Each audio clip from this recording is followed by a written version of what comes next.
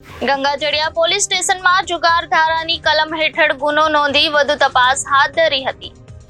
ભાવનગર શહેરના રાણીકા વિસ્તારમાં આવેલ વાલ્મીકીવાસ પાસે ખુલ્લી જાહેર જગ્યામાં 4 શખ્સોને જુગાર રમતા ગંગાજળિયા પોલીસે ઝડપી લઈ કાયદેસરની કાર્યવાહી હાથ ધરી હતી। આ બનાવ અંગે ગંગાજળિયા પોલીસ મથકેથી મળતી માહિતી મુજબ સ્ટાફના માણસો પેટ્રોલિંગમાં હતા તે દરમિયાન બાતમી મળી હતી કે શહેરના રાણીકા વિસ્તારમાં આવેલ વાલ્મીકીવાસ પાસે આવેલ બહુચર માતાના મંદિર પાસે જાહેર જગ્યામાં અમુક માણસો ભેગા થઈ ગોળ કુંડાળું વળી ગંજી માતાના પાના વડે હાથ કાપનો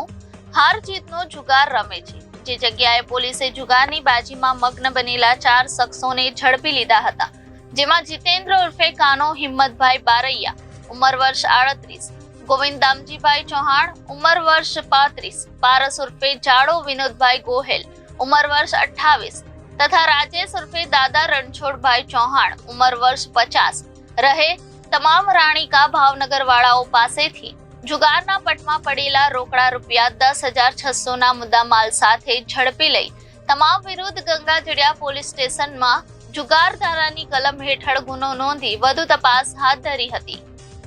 રિપોર્ટર ફિરોઝ મલિક, ભાવનગર।